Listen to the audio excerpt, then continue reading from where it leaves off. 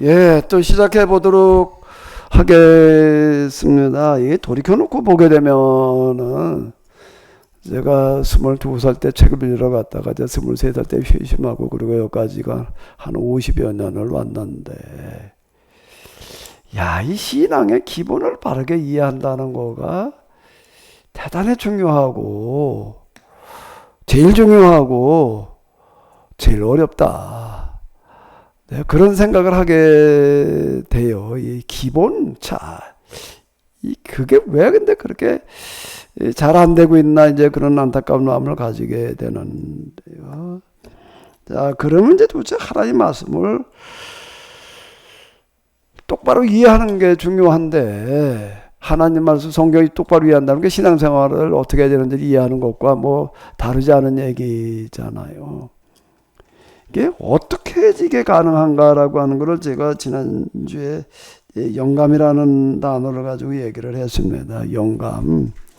이 성경은 영감이 아니고서는 바르게 이해할 방법이 없다. 근데 이제 이게 또 영감이라는 말이 또 쉬운 말이 아닌 거예요, 이게요. 영감이라는 말은 단어는 쉽지만은 내가 영감을 가지고 성경을 바르게 이해하게 되는 건 이게 또 완전 또 딴 얘기예요, 이게 지금. 난 나름대로 영감을 가지고 해석들을 한다고 그러는데 이게 도대체 뭐가 맞는 얘기인지. 자, 이게 또 어려운 얘기더라고요, 이 부분이요. 그러니까 이제는 그 부분, 도대체 영감이라는 게 뭔가, 영감이라는 걸 가지고 성경을 똑바로 해석한다는 게 뭔가, 그동안에 내가 무한반복한 얘기지만 다시 한번 같이 정리를 해보시자고요.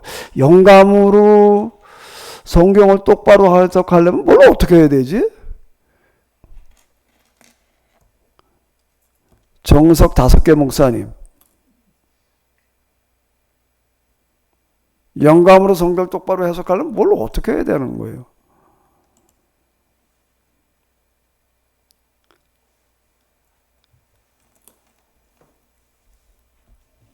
그 길을 간 사람을 잘 만나고 잘 찾아야 됩니다.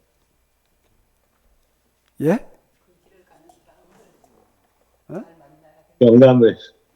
영감을 똑바로 얻어서 간 사람을 잘 만나고 잘 찾아야 됩니다.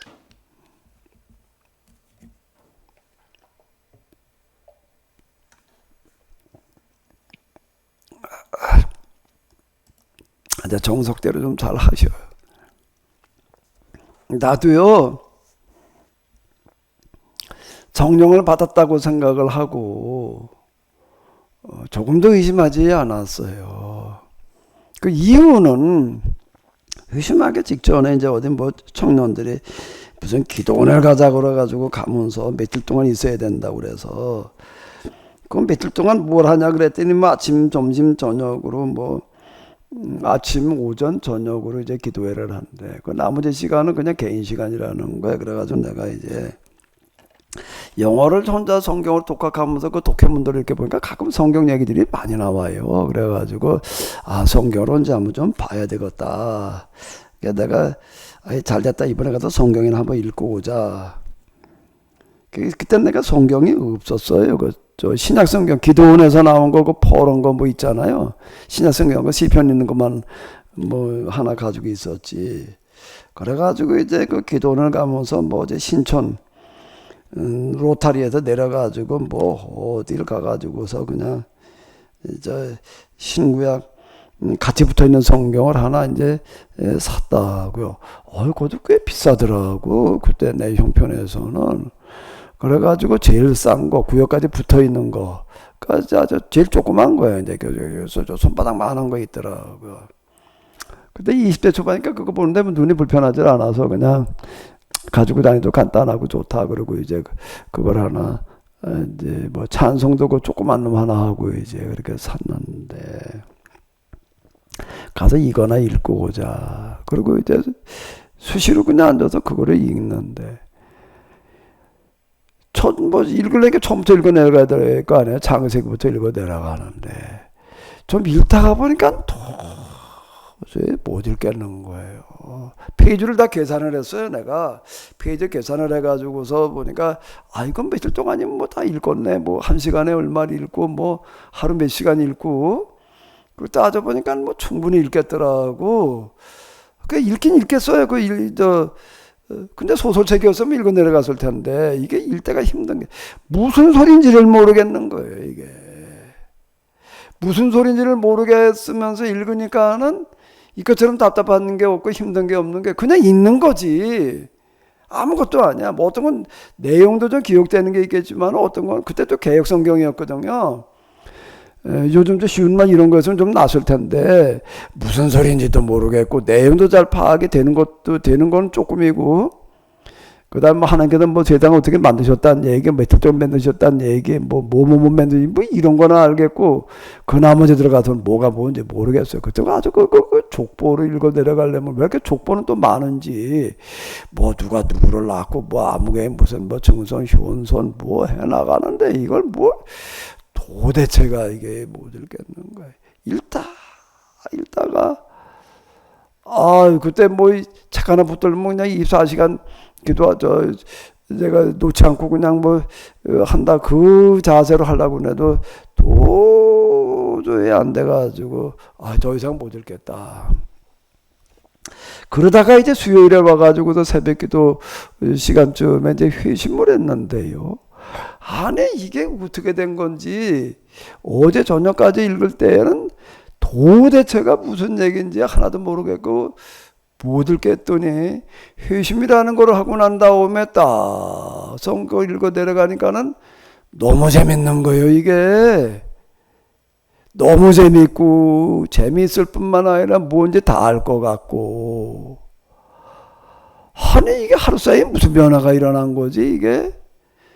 나는 이게 이제 성령이 임하니까 이제 영감이 있으니까 이렇게 나도 이해를 했어요. 이게 성경이 읽는다는 게 내 그것만 가지고는 안 되는 거야. 성령께서 도와주셔야 되는 거지. 나도 이제 뭐 영감 뭐 어쩌고 저쩌고 뭐 이렇게 얘기를 하면 이제 뭐 좀 할 말이 있었습니다. 이런 부분들이. 성령이라는 걸 받고 보니까는 이렇게 되더라. 성경이 그렇게 그냥 못 읽겠더니 꿀보다 꿀송이보다 더 달게 느껴져 가지고서 그냥 그러다가 또 뭐 빨간색으로 칠해놓고 그건 또 외우려고 달라들고 이제 뭐 이렇게 되더라. 그렇습니다. 경험을 기초로 해가지고서 이제 신학교 가서 공부하면서도 뭐 나는 저의 감시는 굉장히 진보적인데 그래도 신앙이 흔들리지 않았어요. 저희 알량한 신앙 가지고 왔다가 감시 나가서 신앙 다 털어먹고 방황하는 애들 많아요. 한 70% 저희 동기들 가운데 보면 한 60, 70%는 되지 않나. 고등학교 졸업하고 그냥 들어온 애들은 거의 다 그리고 당구나 치러 다니고 그냥 술 담배 먹고 그래요. 술 담배 안 먹는 애들이 고등학교 바로 졸업하고 오는 애들 가면 애들 거의 없더라고. 그냥 고등학교 때까지 그렇게 신앙생활 잘했는데 다 이제 회의에 빠져가지고서 이제 그러고 있는 건데요. 저는 안 그랬어요. 그 다원주의라는 걸 가지고 그렇게 다루면서도 나는 거기에 전혀 흔들리지를 않았거든. 나도 뭐 나름대로 성령의 감화가 있다 뭐 이렇게 생각을 했는데 성령을 받는다라고 하는 게 영감 성령을 받는다라는 말을 이제 바꿔서 이제 영감이 임한다는 걸 가지고 이제 한번 다시 정리를 해볼 때 이제 다시 이렇게 돌이켜놓고 보니까 영감이라고 하는 거가 이런 거구나라고 하는 어떤 이런 건데 그 과정은 뭐 제가 여러분들에게 다 이미 말씀드렸는데 다시 그냥 정리만 해볼게요. 목회 현장에 나와가지고 난 목회라고 할 생각이 없었지만 어쨌든 목회 현장에 나와가지고서 이제 보니까는 교회가 잘못됐다는 생각이 돼서 교회가 죽어가고 있다는 생각이 때문에 고민을 하다가 이제 그거 가지고 뭐 제가 이제 기도하게 됐다 뭐 그런 얘기는 하잖아요. 성경에 가슴이 뜨거워졌고 그걸 이제 다시 좀 정리를 해보시게 되면은 성경을 바로 이해한다는 거가 이런 과정을 거쳐야 되는 거로구나.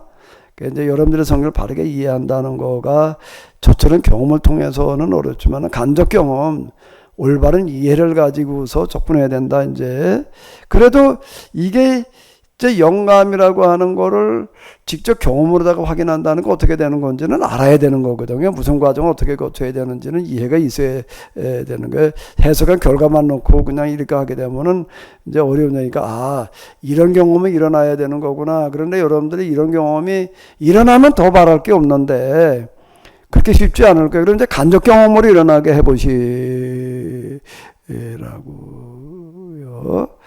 제가 이제 갈등과 고민을 하게 된 거가 교회가 죽어간다라는 갈등과 고민이 기도의 응답이었다. 내가 이렇게 얘기를 합니다. 그건 왜 그런가 하면 목회를 내가 시작하고 나서 보니까 뭔 생각이 드는가라고 하게 되면은 야, 이제부터 내가 좀 교회는 하나도 없지만 교회를 맡아서 해야 되는데 도대체 내가 뭘 해야 되는가? 하나님께서 원하시는 게 뭘까라는 게 이제 고민이 돼가지고 기도했다. 내가 뭐 그런 얘기 하잖아요. 뭐 저 혼자 이제 저희 어머니하고 이제 새벽 기도 때 이제 주로 이제 뭐 진지하게 기도를 하다가 이제 어느 날 목회 세미나 갔다가 내가 총격을 받아가지고 교회가 죽어가고 있다라고 생각이 들었다. 그 다음부터 이제 기도 제목이 바뀌었어요. 진짜 하나님 제가 이렇게 목회자가 됐는데 뭘 해야 됩니까? 이제 그러다가 이게 너무 충격이 커가지고 하나님 교회가 죽어가는 것 같은데 진짜 이걸 뭘 어떻게 해야 되는 겁니까? 기도 제목이 바뀌었습니다. 그걸 가지고 내가 한 5년 씨름을 했어요. 그러다가 뭐 유학 가야 된다는 유학 갈 준비 그때 나도 하고 있었거든요. 목회 시작했다는 것도 감리교에서 이제 목사가 되는 과정이 있어야 돼가지고서 그냥 그 과정 정도로 내가 생각을 했지 목사로도 목회하겠다는 생각을 한 것도 아니고. 근데 교회가 죽어간다는 생각이 진짜 들다 보니까 제가 신학 공부할 의욕을 잃어버렸어요. 교회가 죽어가는데 신학은 교회를 위해서 공부를 해야 되는 건데 지금 신학 공부하겠다고 그럴 때가 아니다. 이제 이렇게 돼버려서 그것도 이제 내가 이제 길을 잃어버려가지고서 그냥 이거도 씨름을 하다가 내가 도대체 뭘 해야 되나 그러다가 무슨 뭐 땅을 사느라고 계약금만 뭐 1,500만 원 날렸다 뭐 어쨌다 다 그런 얘기고.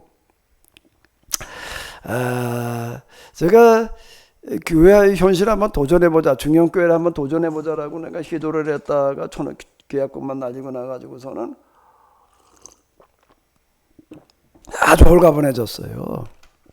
무거운 짐을 하나 벗었기 때문에 1,500만 원 날리기는 했지만은 아까 이건 뭐 천천히 갚으면 되는 거고 그 빚이었어요. 고스란히 빚이야 이제. 근데 어쨌든 그냥 뭐 조금씩 좀 갚으면 돼 나가는 거고 뭐 1억 5천도 아니고 뭐 1,500만 원이니까 그냥 갚지 이제. 그때는 1,500만 원에 지금 하면 1억 5천쯤 되는 것 같아. 근데 이제 어쨌든 아주 홀가분해진 게 난 이제 더 이상 교회가 죽어가는데 뭐 어쩌고 저쩌고 근데 이제는 내가 관심 가지지 않는다. 그건 뭐 하나님께서 허락하시는 게 아니다. 내가 이제 아까도 내가 주제 파악하라고 그랬는데요. 내가 정신이 드는 거야. 아이고 내가 주제 파악을 못했지. 내 주제에 지금 무슨 이게 내가 뭐 교회가 죽어간다는 걸 가지고 걱정하라고 있어야 되는데 이렇게 정신이 퍼뜩 들어가지고 내가 이제 아유 그래. 그 이제 목회를 안 할 수는 없고 신학도 이제 공부하는 것도 이제 흥미를 잃어버려가지고 또 의욕을 잃어버렸고 그래 그냥 목회로 가자. 근데 목회로 가는데 이게 수도권에 있으면은 맨날 그냥 이게 뭐 교회가 잘못 가고 있는 모습 볼 때가 저 아주 시골 도서 지역으로 섬으로 가자. 여수민대 돌산도라고 하는 데로 제가 가기로 다 결정을 했었는데 하나님 저는 이제 여기서 아유 내가 그동안 정신이 잘못돼서 내 주제에 무슨 교회가 죽어간다는 걸 가지고 걱정을 하고 있었는데 하나님께서 뭐 이거 안 들어주신 걸 보니까 나 이제 저 시골 가가지고서 그냥 이제 섬에 가도 바다나 보면서 그냥 저 섬 사람들하고 같이 그냥 지내겠습니다. 근데 그날 밤에 또 무슨 꿈 같지 않은 꿈을 꿔가지고서 이제 내가 또 포기하게 됐어요. 포기하게 됐고 무슨 꿈을 꿨는데 강남에 있는 뭐 어떤 여자라는 여자가 와가지고서 뭐 그 760 몇 평이야. 아주 구체적이야. 아주 꿈 같지 않은 그런 꿈. 그걸 뭐 기념교를 세우겠는데 나한테 맡기겠다고 뭐 그러는 꿈을 꾸고서 이제 딱 깨니까 새벽기도 시간이에요. 새벽기도 무슨 뜻일까 하고 not yet. 나대이시라고 가슴 속에 새겨지는 것 같아. 아직 아니야. 그래가지고 내가 이제 그냥 하나님께서 허락하시지 않나 보다 그렇게 붙어 있다가 한 1년 지나갔나? 공부 순하는 것도 아니고 이제 또 떠나자. 목회 현장을 떠나는데 이번엔 도서 지역으로 떠나는 게 아니라 목회를 관두자. 그리고 다시 공부로 돌아가자. 공부로 돌아가는데 해외 유학 갈 그런 건 아니고 국내 박사 과정을 하면서 내가 이제 경건주의라는 걸 가지고 이제 내가 주제를 바꿔서 시도를 해보자. 뭐 이제 이랬습니다. 그래도 시험도 보고 이제 뭐 그래서 내가 또 이제 기도를 해서 하나님 난 이래이래 해서 이제 내가 목회 현장 떠나겠습니다. 여기서 내가 더 이상 할 수 있는 게 없고 단지 그전에는 내가 이 아리스토텔레스 철학과 아퀴나스 신학을 개신교에 어떻게 좀 써먹을까라는 걸 가지고 해보려고 그랬는데 그건 뭐지 그게 중요한 게 아니고 교회 죽어가는 판이니까 이 교회는 계속 계획되지 않는다라고 하는 이 경건주의를 가지고 내가 한번 좀 해보겠습니다. 뭐 이랬어요. 그러고 들어와서 그렇게 기도하고 들어와서 내가 이랬저랬 또 내가 이제 목회 현장 난 이제 완전히 떠나겠습니다. 그리고 들어와서 저 성경 읽다가 마태 순환절에 성경 읽다가 가슴이 뜨거워진 거예요. 이게 뚜렷해가지고 한 줄 동안 내가 씨름하면서 이건 또 뭐지? 하나님께서 또 아니라 또 낮아진 거야. 아직 아니다. 그럼 뭘 어떡하라고 그러시는 건가라고 할 때 이게 무슨 시그널로 느껴지는 거예요. 가슴이 뜨거워지는 현상이 신호로도 하나님께서 보시는 신호로 느껴지는데 이래가지고 기도를 시작을 한 겁니다. 4월 5일날 가슴이 뜨거워졌고 24일인가 기도를 시작하게 됐고요. 기도를 시작을 하는데 불 받는다는 게 그런 거더라고요. 나는 회심하는 정도만 경험을 해서 불 받는다는 게 뭔지 4월 22일인가 4일인가 수요일날 예배 끝나고 나서 기도를 하러 가긴 가야 될 때 언제 갈까 그러다가 이제 수요일날 찬송을 부르다가 불이 붙었어. 그래가지고 이제 혼자 이제 차를 몰고 가까운 기도원으로 기도를 가는데요. 나 불에 타 죽는 줄 알았어요. 얼마나 뜨거운지요. 차에 불 나는 줄 알았습니다. 그리고 산에 가서 기도를 하는데 산에 불이 날 것 같아요. 매일 기도를 하는데 이게 뭐 진짜 불을 받은 거예요. 뭐 능력을 받은 거고 뭐 어쩌고 이제 그래가지고 어쨌든 그 기도할 때 병자 고치어서 사람은 몰려오는 거 가지고 가슴 뜨거워지시는데 하나님께 이런 능력을 주셨구나. 이래가지고 마침내 우리 중풍병자가 할머니가 있어서 그 할머니 마침 속회야 그 주간에 그 매일 저녁마다 속회를 드리러 가는데 이 할머니 오늘 그냥 일하다 거는 날이다. 그러고 와도 손을 얹고 기도하려고 그러니까 그 충만했던 능력이 순간적으로 풍선 터지면 날아가는 거 뭐냐고 그래가지고 내가 엄청 당황했는데요. 그리고 이제 5월 10일이 됐습니다. 5월 10일 아침 새벽 기도를 혼자 하는데요. 내가 그냥 얼마나 큰 죄인으로 느껴지는지 내가 무슨 죄를 용서해 주시옵소서가 아니라 내가 자체가 죄악이야. 이제 죄악의 덩어리처럼 느껴져서 이걸 어떻게 해야 되나 그러는데 환상은 아니고요. 환상이 아니면서 보이는 게 있더라고요. 예수님의 십자가가 딱 느껴졌다고 그래야 되나 보여졌다고 그래야 되나 아주 생생하게 다가오는데 예수님께서 십자가에서 이제 고단당하시는 십자가에서 못을 박혀 고통당하시는 그 장면이 딱 나한테 이렇게 떠오르면서 이게 느껴지는 거예요. 보였다 느껴졌다 뭐 구분이 잘 안 되는데 예수님의 신음소리 다 들리는 거예요. 이게요. 들리는 거예요. 그대로 들려오고 모두 들려오나 하면 예수님께서 십자가에서 흘리시는 핏방울이 떨어지는 소리가 땅에 떨어지는 소리가 생생하게 들려와요. 이렇게 내 핏방울이 떨어진 거를 들으면서요 예수님께서 저를 위해 드리게 제 죄를 위해 드리게 십자가에서 고난의 피를 흘리고 계시는데 그게 이제 저게 땅바닥으로 떨어질 게 아니라 지금 아주 이 죄악의 덩어리에 불과한 이 나에게 떨어져 가지고 내 죄를 좀 씻어 주십시오. 내가 이렇게 기도를 했어요. 그 순간에 그 핏방울 소리가 들려와 가지고서 그걸 들으면서 내가 귀가 어두워도 잘 안 들리거든요. 근데 어떤 귀에도 그게 들리더라고요. 그건 귀로 들리는 게 아니라 마음으로 들려오는 소리인 것 같아. 그랬더니 땅바닥으로 떨어진 핏방울이 진짜 나한테 떨어졌어요. 탁 느껴지는 거예요, 여기. 물이 큰 물방울이 하나, 딱 여기 백회라고 그러나? 여기 정수기 있잖아요, 이거. 뭐, 백회라고 부르는. 여기 딱 떨어지는 거예요, 그 핏방울이요. 툭 하고 떨어졌는데 그 순간 무슨 일이 일어난 거예요. 그 순간 무슨 일이 일어났는데, 그 보혈의 피의 능력이 대단하더라고요. 내가 그 앞으로 확 꼬꾸라졌는데,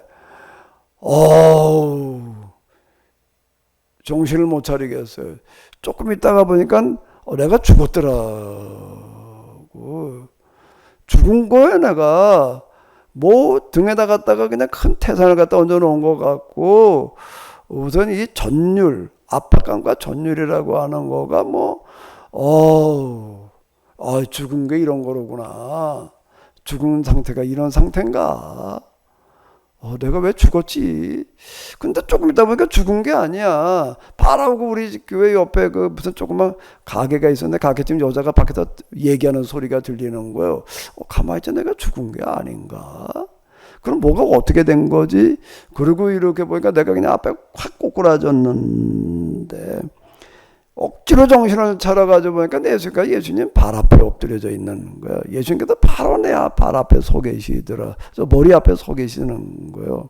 그래가지고 그 순간에 그 와중에 그래도 이 십자가에 매달려 계시던 예수님께서 지금 여기 내 앞에 서 계시는구나. 못이 손에만이 아니라 발단등에도 이제 박히셨다고 그랬는데 그 못 박히셨던 못 잡고 난 발단등 좀 한번 쳐다봤으면 근데 내 머리가 완전 땅바닥에 닿는데 눈을 치켜뜨기만 하면은 발단등은 보일 것 같은데 치켜뜨지지가 않아가지고 보려고 그러다가 못 보고서는 그 압박감 전율이 얼마나 나를 에워싸오는지 정신이 일었는지 죽었는지 죽은 것 같아. 그렇게 돼버리고 말았어요. 근데 이제 한참 있다가 귀에 무슨 소리가 크게 들려가지고 정신이 들었습니다. 그 정신이 들어가지고 이렇게 보니까는요, 사람이 앞으로 엎드러져도 그렇게 엎드러질 수가 없는 거예요. 가슴까지 그냥 무릎을 꿇고 있는 상태에서 무릎 사이로 배와 가슴이 다 있는 거예요. 이건 뭐가 눌러놓지 않으면 그렇게 될 수가 없는 자세인데 그 자세로 돼 있더라고요. 정신을 차려가지고 내가 뭐가 어떻게 된 거지? 이러고다 보니까 정신 들어가서 보니까 가만히 있자 메시지 그렇게 시계를 보니까 아이고 큰일 났다. 그날 우리 목회자들 어디 가는 날인데 시간이 늦게 생겼어요. 허겁지겁 일어나가지고서 이제 나가려고 이제 일어났는데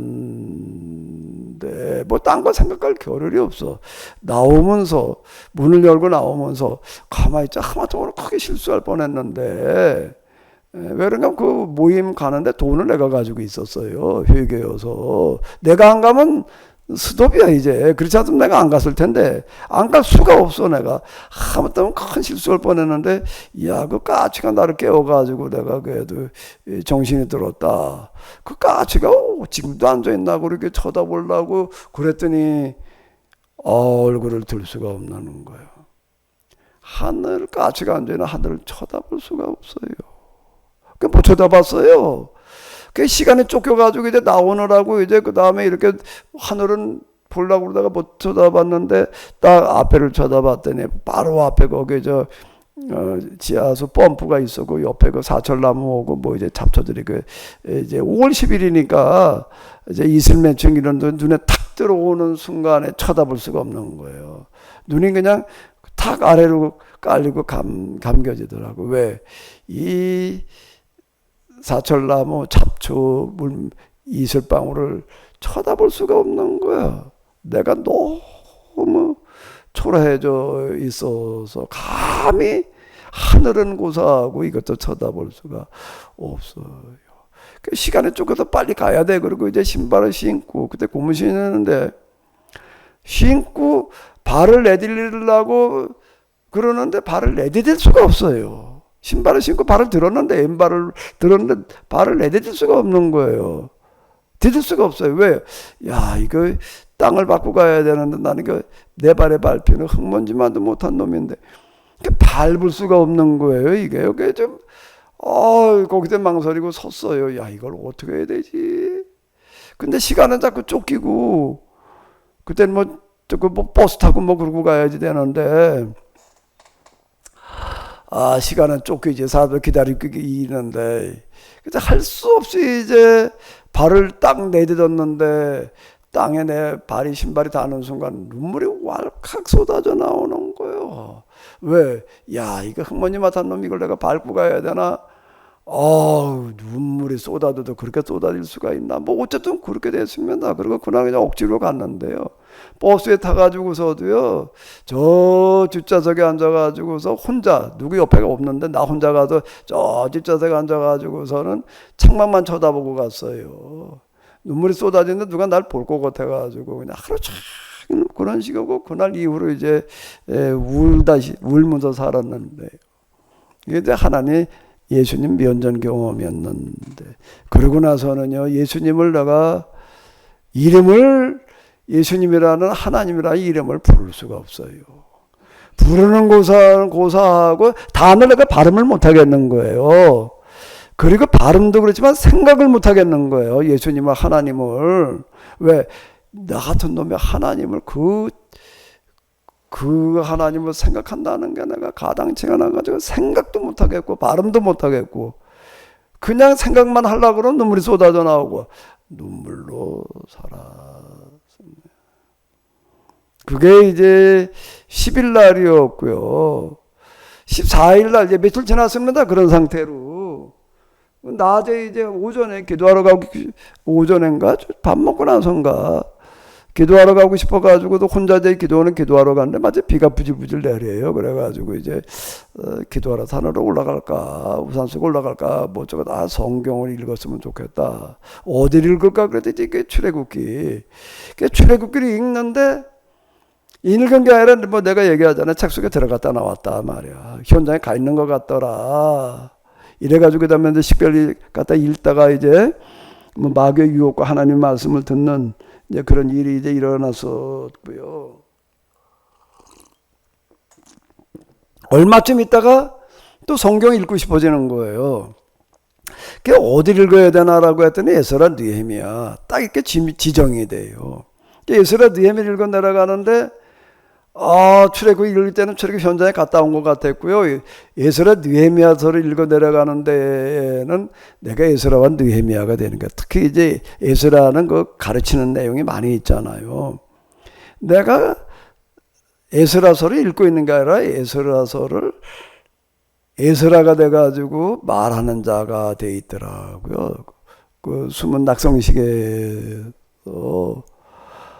그 느헤미야를 읽고 내려가다 보니까 또 느헤미야까지도 그러는 거예요. 이번에 이제 느헤미야 입장에 돼 있는 거고, 그리고 나서 그 다음에는 그 출애굽기에서 그랬고 느헤미야서에 그랬고, 그 다음에 이제 성경 여기저기 읽고 내려가다 보게 되면은 어떤 현상이 나타나게 되면 내가 성경이 있는 게 아니라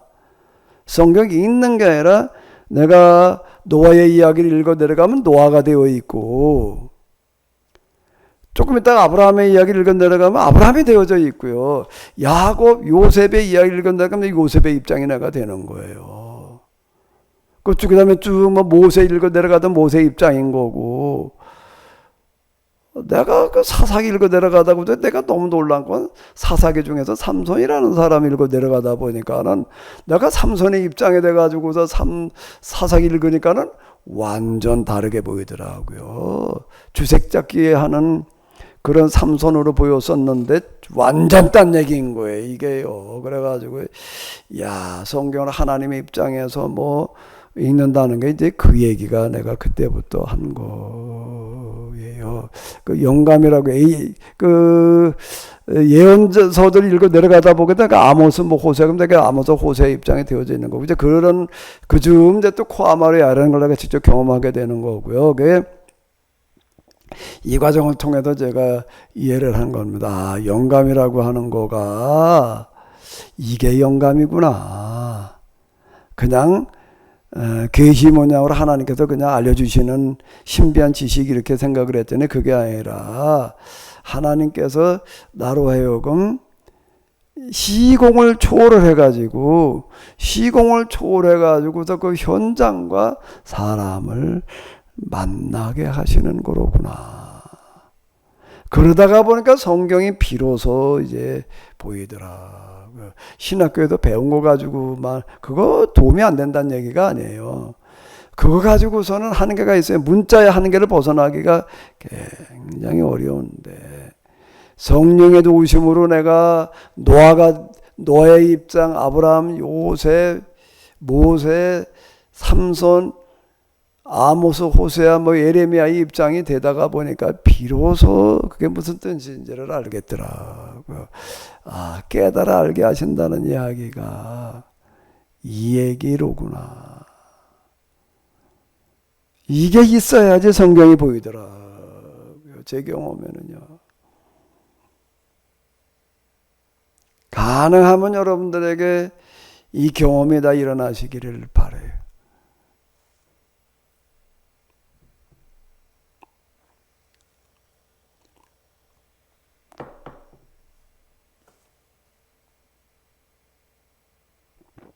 성경 말씀이라는 게, 이게 참 놀랍다. 내가 이렇게, 이런 상태 성경 읽어 내려가다 보니까 그 전에 그냥 읽던 거하고는 너무 달라요. 그러니까 다윗이 내가 그래서 보인 거예요, 그렇게. 예, 목사님. 그 전엔 다윗이 하나도 안 보였는데. 지난주와 연결된 내용이 있잖아요. 근데 지난주에 또 말씀하신 거하고는 조금 초점이 다른 것 같아서. 지난주 제가 얘기할 때는 어쨌든 간에 목사님으로부터 저희가 많이 들었기 때문에 영감 또 하나님의 심정 뭐 성경의 바른 이해 많이 듣고 조금 아는 것 같고 뭐 그래서 그렇게 해석을 하고 시도를 해보지만 역시 목사님의 그 영성과 그 모든 것에서는 이 깊이와 넓이와 질이 너무나 차이가 나고 뭐 그런 얘기를 하고 어쨌든 경험해보지 않은 사람으로서는 한계가 있다.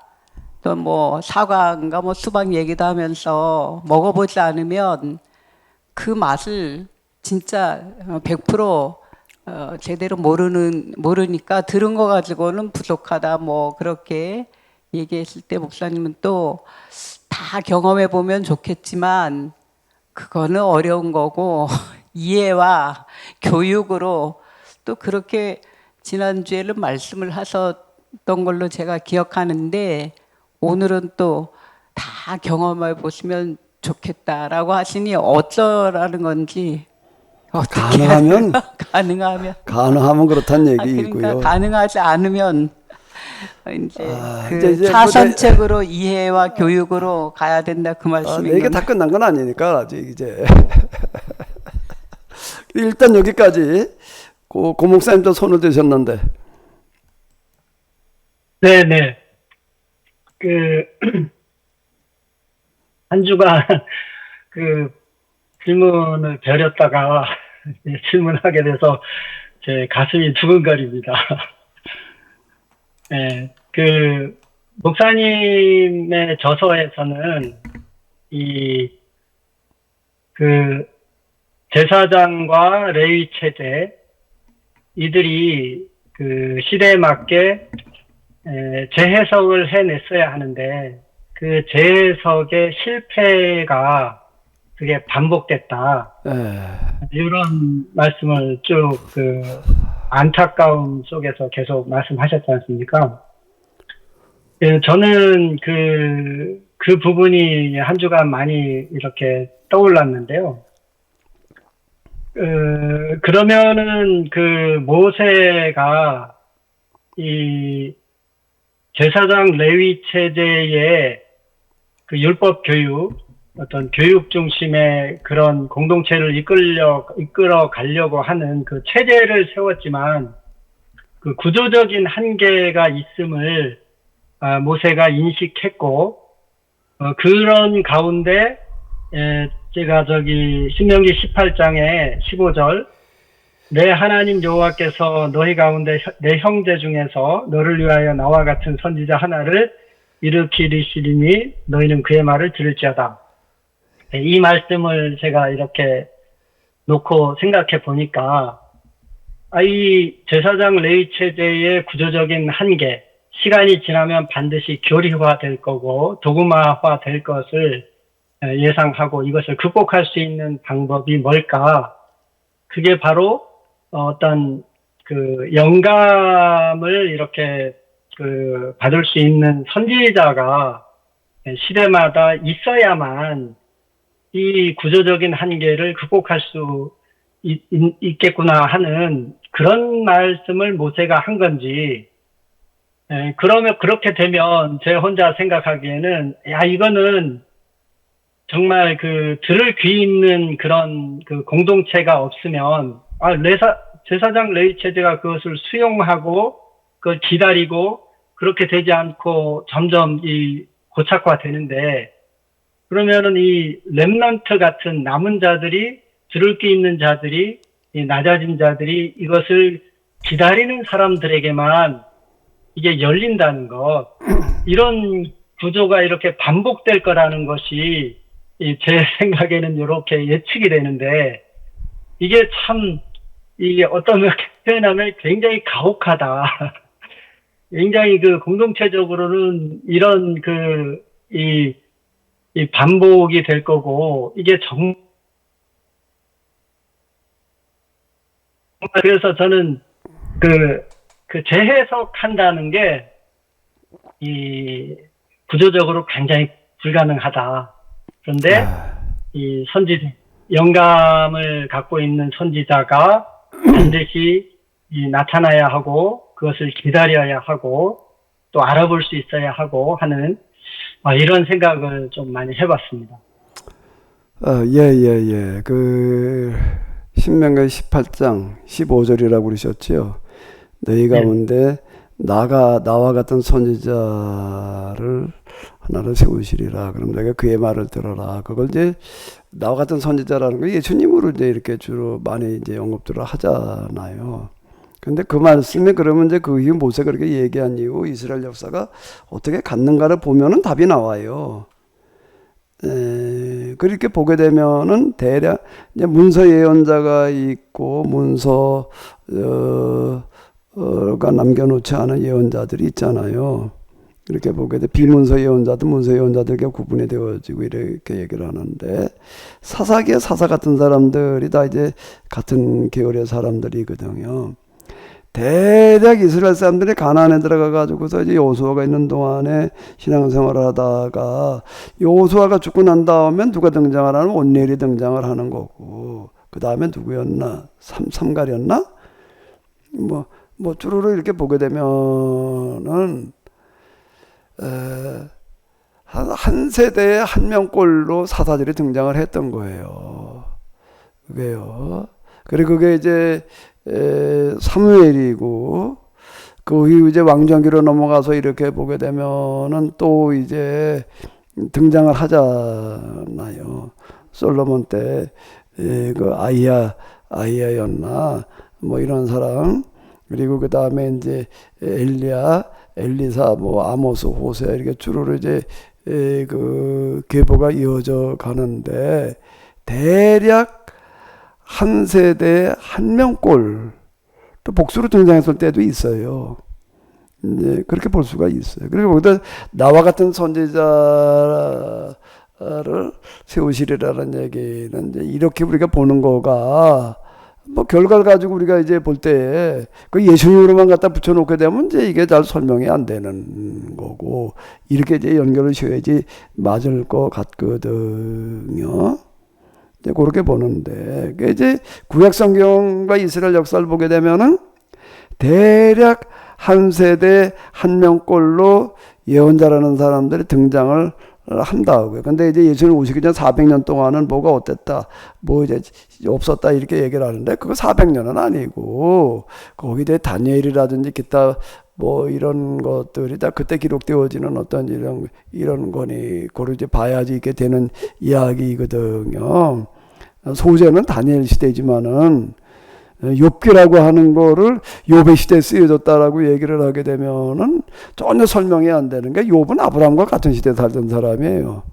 그럼 욥기가 아브라함 시대에 쓰여졌다 이렇게 얘기를 해야 되는데 전혀 안 맞는 얘기고, 욥기도 그렇고 다니엘서, 역대기 다 이제 유대교 후기, 예수님 오시기 한 150년, 200여 년 전에 쓰여졌다라고 이렇게 봐야지 되는 건데, 거기다 묵시문학도 있는 거고, 그 다음에 또 여러 묵시들이 등장을 하거든요. 그 다음에 예언자들이에요. 근데 예수님 오시기 400년 동안은 뭐 안 먹혔다라고 하는 것 자체가 이제 안 맞는 얘기예요. 그런 말들 자체가.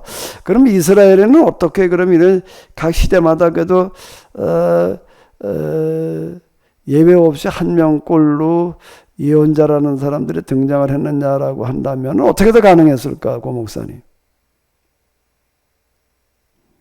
그러면은 기존의 체제에서 계속 율법을 이렇게 갖고서 연구하는 그런 풍토가 있었기 때문에 예언 전성을 이어가는 사람들이 있었어요, 일부. 그건 우리가 이제 사무엘서 같은 데 보게 돼 예언자의 무리라는 사람들이 있잖아요. 엘리야 같은 데 보면 제자들이 있는 거고, 엘리사들도 그렇고, 이게 무슨 얘기인가라고 하게 되면은 예언자 중심으로 예언 전성을 이어져간 사람들이 이제 이렇게 있었다는 것을 말하는 거예요. 그 중에서 이제 그 예언 전성을 이어나가는 여러 사람들 중에서 대표적인 사람이 하나 이렇게 나오는 거예요. 그게 지금 이제 구약의 예언자, 사사, 뭐 이런 사람들이 있거든요. 묵시문학자들이라는 것들도 다 마찬가지이고요. 신구약 중간기에 넘어와가지고 이렇게 봐야지 돼요. 그리고 이제 그게 지금 이제 체제, 제도와 법으로서 이제 레위지파, 제사장, 레위인 체제라는 것과 이제 좀 이제 조화를 이루고 보완하고 뭐 그래야 되는 관계로다가 이제 이렇게 가야 되는 건데, 왜 그런가 하면 제사장, 레위인들은 의식, 교육 중심으로 가기 쉬우니까 이제 여기 생생한 어떤 그런 리얼한 영성적인 사람들이 이제 또 이렇게 그래도 그거 이끌어가고 있었거든요. 그거가 나중에 이제 바리새파와 하시짐으로 또 나뉘어지고 이제 그러는 거예요. 이제 유대교 후기에 가가지고서는요, 제사장 부류들, 바리새 부류들, 하시dim 부류들 이제 이렇게 나뉘어지는 어떤 이런 거고, 그 하시dim 계열에서 이제 세례 요한이 등장을 하는 거거든요. 그럼 신약으로 넘어와서는 어떠냐? 이제 이 사람 예언 전성 이어가는 사람들이 재해석을 하는 거예요. 이제 그 시대에. 그 신약으로 넘어와서는 어떠냐라고 할 때에, 신약으로 넘어와서는 아무리 봐도 이제 여기 사제 전성이 있고, 그 다음에 뭐가 있는가? 수도사 전성이 있는 거예요. 수도사라고 하는 사람들이 구약의 예언 전성을 이어가는 사람들과 같은 역할을 했으면 좋았을 텐데, 그거와는 거리가 멀어요.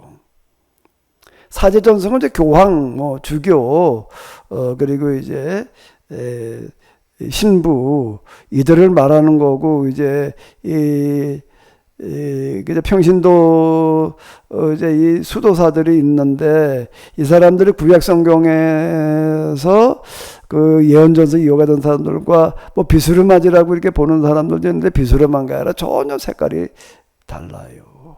예언전성을 이어나가는 게 아니에요. 뭘 이어나가는? 수도전성을 이어나가는 거예요. 그러니까 수도사예요. 그 수도라고 하는 거는 성경의 전성이 아니라고요. 성경에는 수도의 개념이라고 하는 게 없어요. 언제 금욕해라, 뭐 결혼하지 말아라, 고행해라 말이야, 뭐 출가해라, 가정 뭐 다 떠나라, 이런 얘기가 없는 거거든요. 이거는 헬라 전승이라는 거예요. 헬라 문화 전승이지. 그러니까 이 구여사를 넘어와 가지고서는 예언 전승을 이어가는 사람들이 없었어요. 찾는다면 이제 개혁자 전승을 이제 볼 수가 있는 거죠. 수도원에서도 이제 개혁을 해야 된다고 그러는 사람들이 있었고, 그 이제 종교개혁 이전 이제 예언자들 뭐 여러 명들이 있거든요. 그 루터, 그리고 뭐 루터, 그리고 쯔빙글리, 저 칼빈, 뭐 쭈루루 이제 이어져 내려가 버려. 그 다음에 이제 복음주의 계열제 이렇게 이제 우리가 해서 찾아볼 수가 있는데, 근데 구약의 예언 전성을 이어내려가는 것과는 성격이 많이 달라요. 예언 전성이라는 건 이 땅에다 우리가 거룩한 나라 하나님 나라를 우리가 실현시켜야 된다는 건데 이게 사라져 버리는 거예요. 영혼 구원으로 다 이렇게 가버리는 거죠. 수도 영혼 구원 이런 도식으로 가버려서 예언자가 등장할 수 있는 토양이 사라진 거예요. 그러다가 이제 어떻게 하다가 이제 이거를 뭐 말한 사람들 아주 없지는 않았겠지만 거의 드러나 있지 않는데 이제 제가 지금 이제 이걸 얘기하고 있는 거라고요. 제가 한 그동안 특징이 지금 이거거든요. 다시 이제 우리가 율법과 예언자를 완성하러 오셨다라고 하는 예수님의 말씀으로 돌아가야 된다. 이제 이 얘기예요. 율법과 예언자를 완성시켜야 된다. 그게 이 땅에 하나님 나라를 실현시키는 거다. 뭐 이렇게 내가 지금 봐나가는 어떤 이런 거거든요. 이게 큰 흐름이에요. 그래서 지금 말씀하신 것과 뭐 어떤 연관이 얼마나 있는지 잘 모르겠는데, 뭐 내가 수없이 반복하던 얘기거든요. 네네. 그래서 아까 사모님 질문하셨습니다만, 지난주에 저기는 바른 이해에 강조점을 뒀다가 또 이번에는 또 영감 하는데, 예, 저는 바른 이해와 영감이 이제 통합적인 그런 성격을 가져야 한다 이렇게 정리하고 있습니다. 예. 이제 결론은 이거예요. 진짜 영감이라는 게 이런 식으로 임하고 나니까 말씀을 이해하게 되더라는 거예요. 딴 게 아니고 나는 뭐 신비 세계에 뭐 내가 뭐 신비한 사람이 돼 있는 건 줄로 알았어요. 맨날 일치라고 그러니까 뭐 인격이 그냥 뭐 예수님처럼 돼버려 가지고서 그냥 무슨 신성처럼 돼버리는 거 뭐냐로 천사처럼 돼버리는 걸로 이렇게 이해를 했었는데 수도원에서 나온 영성책 때 읽다 보면 그렇게 느껴져요. 세상에 그냥 죄와는 이제 상관없이 그냥 거기 수도사들 얘기 보면 저설적 얘기 많아요. 맨날 기도만 하고 있던 사람이 있는데 집에 와보면 나는 천사가 뭐 밥상을 차려놔가지고 뭐 평생 먹고 살았다 뭐 그런 얘기도 있어가지고서요. 야, 그거 괜찮겠다 그랬지 이제. 천사가 차리면 밥상 먹고 살면 되지, 이제, 이 비슷한 건 줄로 알았어요. 근데 실제 겪어보니까 전혀 그게 아니더라. 현장으로 돌아오는 이야기이고, 이제, 여기다 영원한 출발, 영원한 초보 내가 이렇게 얘기를 하는 어떤 이런 건데, 이제, 그렇더라라고 하는 건데, 결론은 말씀은 똑바로 깨달아 하는 거. 내가 너희가 내 안에 거가 내 말이 너희 안에 거하면, 예수님 말씀 너희 안에 거한다는 게 얼마나 중요한 말씀이었는가 이렇게 된 거예요. 비로소 그걸 가지고 내가 지금 영성 수련의 모토로 삼는 거예요. 또 무슨 얘기를 하려고 그러죠?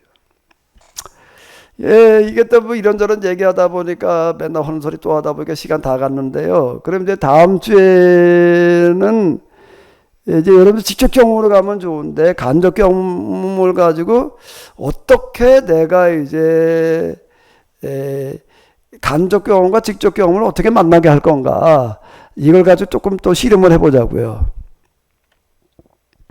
그래서 여러분들이 가능하면 이렇게 경험하시면 뭐 더 바랄 바가 없고 근데 그게 그렇게 쉽지를 않을 테니까 아까 제가 말씀드리잖아요. 그 독학할 때 그렇게 하던 그런 열정을 가지고서 그냥 기도하다가 한계에 부딪히고 실천하다가 한계에 부딪히고 나중엔 또 교회 와가지고 교회가 죽어간다는 생각 때문에 가지고 또 뭘 또 사가지고 해보자고 그러다가 한계에 부딪히고 또 그리고 이제 교회 목회자 다 떠나가지고서 이제 경건주의를 가지고서 뭘 어떻게 해보자라고 이러다가 여기까지 오는 거예요. 이게 그냥 뭐 오는 게 아니라 이제 좌충우도 이리저리 왔다 갔다 오락가락 그러다 여기까지 이렇게 왔는데 이제 이쯤에서 제가 얘기하는 거는 충분한 이해가 경험을 대신할 수 있다. 간접 경험으로 갈 수 있다. 이렇게 얘기하고 싶은 거거든요. 그거를 조금 더 이제 구체적으로 앞으로 시간 되는 만큼 이어가 보도록 하자고요. 그 부분을요. 또 하실 말씀 있으신가요? 윤 목사님, 뭐 광고 좀 하셔요. 그 토요일 날 그 제가 어제 광고를 올려드렸는데 10시까지 둔대교회에서 기도 모임을 길동무 목사님 인도하심으로 하려고 합니다. 그러니까 우리가 처음 그러니까 영성 수련 오프라인으로 처음 모이게 됐는데 한번 모두가 좀 시간을 좀 내셔서 최선을 다해서 정말 우리한테 아주 유익한 시간 됐으면 좋겠습니다.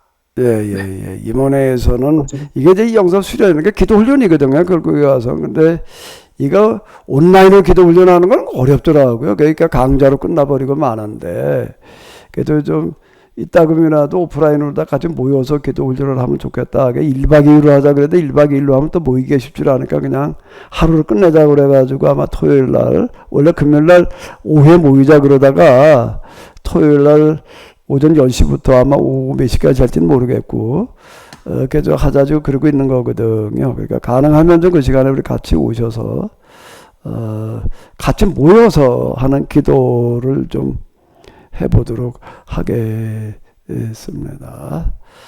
자, 예, 말씀하세요. 회비 없나요?